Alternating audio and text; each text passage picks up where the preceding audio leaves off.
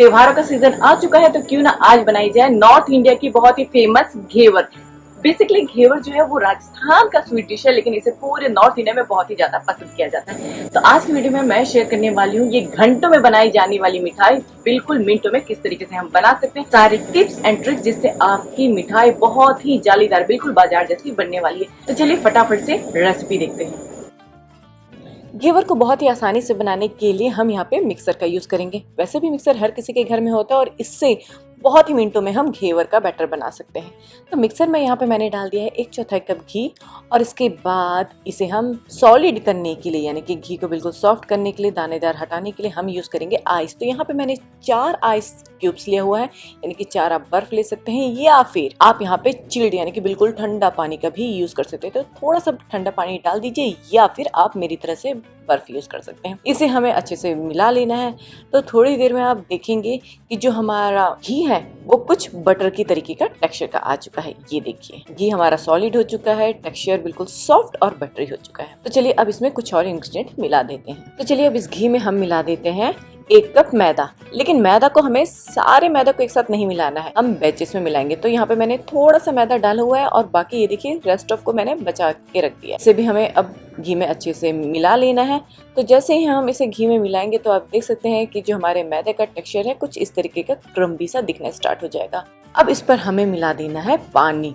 तो पानी मैंने यहाँ पे मिलाया हुआ है आधा कप और पानी हमारा बिल्कुल रेफ्रिजरेटर वाला ठंडा होना चाहिए, यानी चिल्ड पानी ही आप इस बैटर को बनाने के लिए यूज करें। अगर आपका मिक्सर ग्राइंडर बहुत जल्दी गर्म हो जाता है तो आप बीच बीच में अपने मिक्सर ग्राइंडर को रोकते हुए यानी कि पल्स में इसे चलाते जाएं, क्योंकि बैटर हमारी ठंडी होनी चाहिए।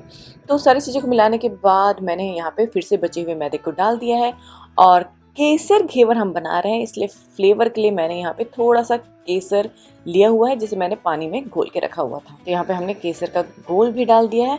अगर आपको बिना केसर वाला बनाना है तो आप यहाँ पे केसर को हटा दीजिए। उसके बाद फिर से हमें सारी चीजों को मिला लेना है और फिर से अब हम यहाँ पे डाल देते हैं बचा हुआ मैदा। इसके अलावा हम डाल देंगे 1 चम्मच बेसन। बेसन जो है वो टेक्सचर देने का काम करता है, तो बेसन जरूर डालिएगा। 1 चम्मच ही हमें बेसन डालना है, बहुत ज्यादा बेसन नहीं डालना है, नहीं तो बेसन का टेस्ट ज्यादा आ जाएगा। अब इसमें हमें डाल देना है फिर से थोड़ा सा पानी। इसी तरीके से हमें पानी डालते हुए इसे पूरी अच्छी तरीके से फेंट लेना है। जो हमारा बैटर होना चाहिए आप देख सकते हैं बिल्कुल स्मूथ होना चाहिए, लेकिन अभी भी यहाँ पे मेरा बैटर जो है वो गाढ़ा दिख रहा है। तो मैंने क्या किया, फिर से आधा कप पानी डाल दिया और इसे फिर से मिक्स कर लिया। तो आप देख सकते हैं जो हमारा बैटर है वो बिल्कुल स्मूथ हो चुका है, लेकिन अभी भी उस टेक्सचर का नहीं आया है, उतना पतला नहीं हुआ है जितना कि हमें घेवर बनाने के लिए चाहिए। तो मैंने यहाँ पे आधा कप और पानी डाल दिया है, साथ में डाल दिया है 1 बड़ा चम्मच नींबू का रस। तो ताजे नींबू के रस को आप निकाल लीजिए, उसके छान लीजिए और उसे इस घोल में डाल दीजिए। फिर से सारी चीजों को हमें मिक्सर में चला लेना है। ध्यान रखिएगा कि आप इसे पल्स में ही सारी चीजों को मिक्स करते जाइए। तो सारी चीजें अच्छे से मिल चुकी है और चलिए अब इसे हम ट्रांसफर कर देते हैं एक बोल में। तो आप देख सकते हैं कि जो हमारा घेवर का घोल है कुछ इस तरीके से दिख रहा है। घोल हमारा गाढ़ा नहीं होना चाहिए, बिल्कुल पतला होना चाहिए, यानी कि रनिंग। अगर आपको ऐसा लगता है कि घेवर का घोल हमारा थोड़ा सा गाढ़ा है, बिल्कुल रनिंग नहीं है, तो यहाँ पे आप थोड़ा सा पानी और ऐड कर सकते हैं। तो टोटल 1 कप मैदा में मुझे पानी की जरूरत पड़ी हुई है 2 कप पानी। और जैसा कि मैंने आपको कहा है कि यहाँ पे हमें ठंडा पानी ही यूज करना है, इस बात का आप जरूर ख्याल रखिएगा। ये देखिए कंसिस्टेंसी आप देख सकते हैं बिल्कुल गाढ़ा नहीं है और चम्मच में किस तरीके से कोट हुआ है आप वो भी देख सकते हैं। अगर आपको ऐसा लगता है कि आपके घेवर वाला घोल ठंडा नहीं है तो आप इसे कुछ देर के लिए लगभग 20 से 30 मिनट के लिए रेफ्रिजरेटर में ठंडा करने के लिए भी रख सकते हैं, या फिर आप कुछ इस तरीके का बोल ले सकते हैं जिस पर आप रख सकते हैं आइस और उसके ऊपर रख दीजिए घेवर वाला बोल, जिससे जो हमारा घेवर वाला घोल है वो ठंडा रहेगा। जब तक आप घेवर बना रहे हैं वो बिल्कुल भी गर्म नहीं होगा, टेम्परेचर बिल्कुल मेंटेन रहेगा। अब इस घोल को मैं रख देती हूँ रेफ्रिजरेटर में कुछ देर के लिए, क्योंकि अभी तक घी मैंने फ्राई करने के लिए गर्म नहीं किया है। अब घेवर को कैसे बनाना है, किस में बनाना है वो भी देख लेते हैं। ट्रेडिशनली जो घेवर को बनाया जाता है वहाँ पे साँचे का यूज किया जाता है, लेकिन साँचा घर पे नहीं रहता, तो हम इसे बहुत ही आसानी से बना सकते हैं। इस तरीके के सॉस पैन में या फिर इस तरीके का कोई पतीला होगा आपके घर में, उसमें भी बना सकते हैं। इससे आपका मीडियम साइज का घेवर बनेगा। अगर आपको बड़े साइज का घेवर बनाना है या फिर अगर आपके पास इस तरीके का सॉस पैन नहीं है तो कोई बात नहीं, आप इसे कढ़ाई में भी बना सकते हैं। बस इस बात का ख्याल रखिएगा कि उसमें गहराई होनी चाहिए। तो यहाँ पे मैं जो यूज करने वाली हूँ वो कुछ इस तरीके का सॉस सॉस पैन है। ये देखिए, आप देख सकते हैं ये सॉस पैन बहुत ही ज्यादा गहरा है। गहरा वाला सॉस पैन लेने के लिए मैं किस लिए करी वो भी मैं आपको शॉर्ट में बता देती हूँ। हमारा जो घेवर वाला घोल रहता है वो बिल्कुल ठंडा रहता है और तेल जिसमें हम घेवर को फ्राई करते हैं वो बिल्कुल गर्म रहता है। तो जब हम ठंडा ठंडा घेवर वाला घोल गर्म तेल में डालते हैं तो वहाँ पे एक उछाल सा आता है, वेपोरेटेड होता है, जिसकी वजह से तेल उछलते हुए बाहर की ओर आता है। इसलिए फॉर सेफ्टी रीजन मैं आपको सजेस्ट करूंगी कि गहरा तले वाला ही पैन यूज करें, या फिर आप कढ़ाई भी यूज कर सकते हैं, जिससे उछाल होके घी या फिर तेल हमारा कढ़ाई के बाहर या फिर पैन के बाहर न निकले और कोई भी एक्सीडेंट न हो। तो सेफ्टी पर्पस की वजह से मैंने आपको ये कहा है। तो मैंने यहाँ पे यूज किया है ये वाला पैन और अब मैं यहाँ पे गरम कर देती हूँ घी और तेल का कॉम्बिनेशन। अगर आप चाहे तो घेवर को फ्राई करने के लिए घी या फिर तेल या फिर वनस्पति घी, जो भी आप प्रिफर करते हैं वो यूज कर सकते हैं। तो चलिए अब देख लेते हैं कि किस तरीके से हमें घेवर बनाना है। घेवर बनाने के लिए या तो आप इस तरीके का लैडल यूज कर सकते हैं, बिल्कुल सेंटर से गर्मा गर्म घी या फिर तेल में आप इस तरीके से लैडल से थोड़ा थोड़ा सा घोल डालते जाइए, या फिर अगर आपके पास इस तरीके का बॉटल है तो आप बॉटल का यूज करते हुए भी कुछ दूरी से, लगभग 5 से 6 इंच दूर से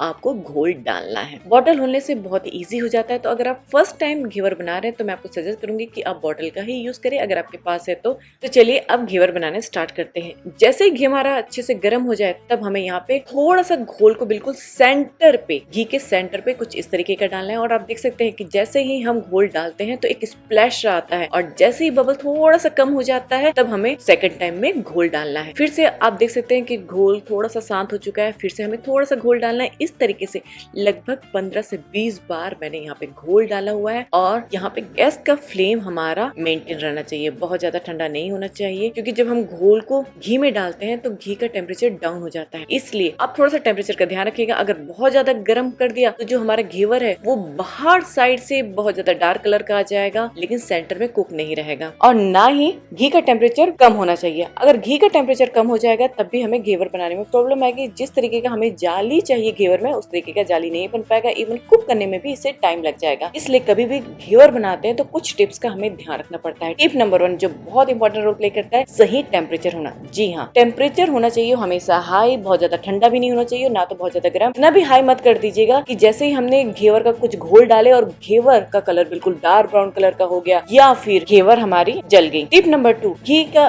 टेम्परेचर इतना भी ज्यादा कम नहीं होना चाहिए कि उसे कुक करने में बहुत ज्यादा टाइम लग रहा है और उससे प्रॉपर जाली भी नहीं बन पा रही है। टिप नंबर 3, हमेशा घेवर के जो घोल रहते हैं उसे 5 से 6 इंच दूर से ही डाले, बिल्कुल स्ट्रेट डाले। और जब भी डाले तो कुछ सेकंड के इंटरवल में ही डाले। जैसे ही पहला घोल डाला और आपको लगा कि बबल्स थोड़े कम हो गए हैं तब सेकंड घोल डाले। इसके अलावा आपने देखा है कि किस तरीके से मैं सेंटर में होल बनाते जा रही हूँ, तो सेम उसी तरीके से आप सेंटर में होल बनाते जाइए और उसी सेंटर में ही हमें घोल डालते जाना है। थोड़ी देर में आप देखेंगे कि हमारा घेवर बन के रेडी हो चुका है और ये पैन के किनारों को भी छोड़ना स्टार्ट हो चुका है। तो इसका मतलब ये है कि हमारा घेवर अच्छे से कुक हो चुका है। अगर आपका घेवर पैन के किनारों को नहीं छोड़ रहा है तो आप किसी नाइफ की हेल्प से पैन के किनारों को घेवर से अलग कर लें। और अब ये हमें कैसे पता चलेगा कि घेवर हमारा कुक हो चुका है?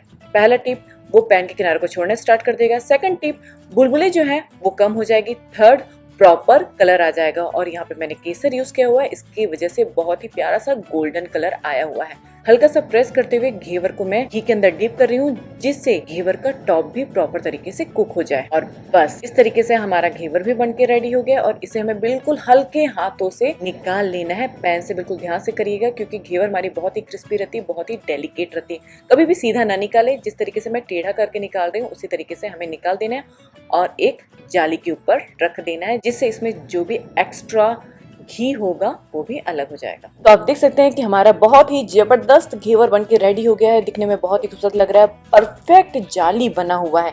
कलर भी बहुत ही अच्छा आया हुआ है, एकदम सुनहरा कलर केसर का। तो चलिए अब बना लेते हैं शुगर सिरप, क्योंकि घेवर में हमने शुगर यूज नहीं किया था। कभी भी घेवर के घोल में शुगर नहीं डाला जाता है। शुगर सिरप बनाने के लिए यहाँ पे मैंने यूज किया हुआ है 1.5 कप चीनी और उसमें डाला हुआ है आधा कप पानी।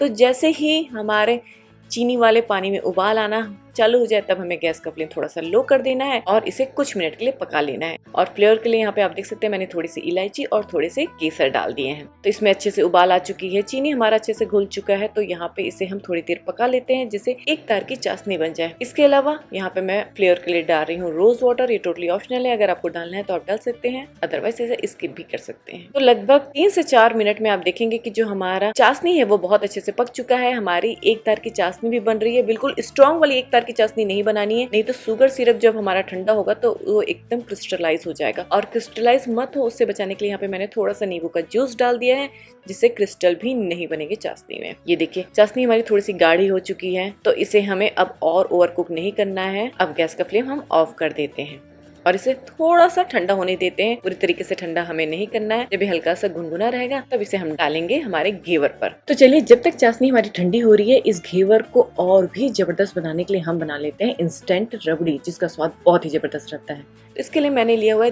2 व्हाइट ब्रेड। व्हाइट ब्रेड का यूज करिएगा, टेस्ट ज्यादा अच्छा आएगा। तो इस व्हाइट ब्रेड के किनारों पर जो भी ब्राउन रहते हैं, उसके क्रस्ट रहते हैं, उसे मैंने अलग कर लिया और इससे हमें ग्राइंड कर लेना है, जिससे हमारा फ्रेश ब्रेड क्रम्ब बन के रेडी हो जाएगा। तो ये देखिए हमारा ब्रेड क्रम्ब बन के रेडी हो गया है। तो चलिए अब बनाते हैं रबड़ी। तो यहाँ पे पैन पे मैंने लिया हुआ है 2 कप दूध और इस 2 कप दूध में जैसे ही उबाल आ जाए तो हमें यहाँ पे डाल देना है ब्रेड क्रम्स। तो आप देख सकते हैं थोड़े से ब्रेड क्रम्स को मैंने बचा दिए हुए हैं, पूरे ब्रेड क्रम्स को नहीं डालना है, नहीं तो ब्रेड का टेस्ट ज्यादा आ जाएगा। इसके अलावा 3 बड़ा चम्मच कंडेंस्ड मिल्क, इससे थिकनेस भी आएगी, इसके अलावा स्वीटनेस भी आएगी। यहाँ पे हम चीनी का यूज नहीं करेंगे और कंडेंस्ड मिल्क भी हमें बहुत ज्यादा क्वांटिटी में नहीं डालनी है, क्योंकि ऑलरेडी हमने घेवर में चाशनी डाली हुई थी, जिसकी वजह से वो स्वीट है। तो अगर रबड़ी में हमने बहुत ज्यादा स्वीटनेस कर दी तो बहुत ज्यादा स्वीट हो जाएगा हमारा घेवर, जिसकी वजह से खाने में भी वो स्वाद नहीं आएगा। इसलिए रबड़ी का जो मिठास है उसे हमें थोड़ा सा कम करना है। थोड़ी ही देर में आप देखेंगे कि हमारी जो दूध है धीरे धीरे गाढ़ी होती जा रही है। बीच में चम्मच जरूर जलाते रहें, जिससे तले पर वो बिल्कुल भी न चिपके, और धीरे धीरे हमारी रबड़ी गाढ़ी होती जा रही है। तो आप देख सकते हैं बिल्कुल दानेदार रबड़ी हमारी बनके रेडी होगी। फ्लेवर के लिए मैं यहाँ पे डाल रही हूँ थोड़ी सी हरी इलायची। अगर आपको केसर डालना है तो वो भी डाल सकते हैं, अगर आपको यहाँ पे नट्स भी डालना है तो वो भी डाल सकते हैं। इसके अलावा रोज वाटर डालना है वो भी डाल सकते हैं। मैंने कुछ भी नहीं डाला है, बिल्कुल सिंपल तरीके से रखा हुआ है। और कंसिस्टेंसी आप देख सकते हैं ये अब गाढ़ी हो चुकी है। तो अब यहाँ पे हमें गैस का फ्लेम ऑफ कर देना है, इसे ओवर कुक नहीं करना है, क्योंकि रबड़ी जब हमारी ठंडी होगी तो वो और भी गाढ़ी हो जाती है। तो थोड़ी देर बाद जब हमारी रबड़ी ठंडी हो जाती है तो उसका टेक्सचर कुछ इस तरीके का आ जाता है। ये देखिए बिल्कुल गाढ़ी होगी, परफेक्ट, बहुत ही लाजवाब, बहुत ही टेस्टी रबड़ी हमारी बनके रेडी होगी। तो चलिए अब चाशनी और रबड़ी को भी हम लगा देते हैं घेवर पर। तो अगर आप चाहें तो घेवर को डायरेक्ट चाशनी में डीप कर सकते हैं, या फिर स्पून के हेल्प से चारों तरफ चाशनी को डाल सकते हैं कुछ इस तरीके से। अगर आपको चाशनी में फूड कलर डालना है तो फूड कलर भी डाल सकते हैं। यहाँ पे मैंने इसे अवॉइड किया हुआ है क्योंकि मैंने यूज किया हुआ है नेचुरल केसर। बिल्कुल चारों तरफ किनारों पर बहुत अच्छे से आप चाशनी को डाल दीजिए, और आप देख सकते हैं कि जो चाशनी है वो नीचे गिरते हुए मेरे बोल में कलेक्ट हो जाएगी। अगर आप चाहे तो इस घेवर को थोड़े से नट स्प्रिंकल करके एंजॉय कर सकते हैं, या फिर आप रबड़ी के साथ में भी एंजॉय कर सकते हैं। यहाँ पे आपने देखा है कि मैंने घेवर में बिल्कुल भी दूध यूज नहीं किया हुआ था। इसका रीजन ये है कि इसकी जो सेल्फ लाइफ है वो बढ़ जाती है। जी हाँ, आप इसे 1 महीने तक स्टोर करके रख सकते हैं, और जब भी आपको घेवर एंजॉय करना है तो ऊपर से थोड़ा सा शुगर सिरप डाल दीजिए, रबड़ी डाल दीजिए, और बस इस तरीके से मिनटों में ही आपका घेवर तैयार हो जाएगा। तो इस चाशनी वाले घेवर पर अब हम स्प्रेड कर देते हैं हमारा बनाया हुआ रबड़ी। चारों तरफ रबड़ी को हमें अच्छे से लगा लेना है। इसके अलावा मैं यहाँ पे थोड़े से सोक किए हुए केसर भी लगा रही हूँ, क्योंकि केसर घेवर हमने बनाया हुआ है। साथ में थोड़े से चॉप किए हुए नट्स। तो जो भी नट्स आपको पसंद आते हैं, जैसा भी आपको गार्निश करना है, आप अपने घेवर को उस तरीके से गार्निश कर सकते हैं। होप सो आज की रेसिपी आपको अच्छी लगी होगी और आपकी घेवर भी हर बार इसी तरीके से बिल्कुल बाजार जैसी बनेगी। अगर आपको घेवर से रिलेटेड कोई भी डाउट है तो डेफिनेटली आप मुझे कमेंट करके पूछ सकते हैं। आई विल ट्राई आपके सारे सवालों का जवाब देने का। अगर आपको रेसिपी अच्छी लगी तो प्लीज इसे शेयर करना ना भूले। साथ में मम्मा सुपर किड्स में नए हैं, अभी तक सब्सक्राइब नहीं किया तो इसे जरूर सब्सक्राइब कर ले, जिससे आपको इसी तरह से बहुत इंटरेस्टिंग रेसिपीज के आइडियाज, जहाँ पे मैं आपके साथ शेयर करूंगी सारे टिप्स एंड ट्रिक्स, साथ में पेरेंटिंग के टिप्स भी आपको इस चैनल में मिलते रहेंगे। तो चलिए मिलते हैं एक नए वीडियो के साथ में। Thank you, bye bye.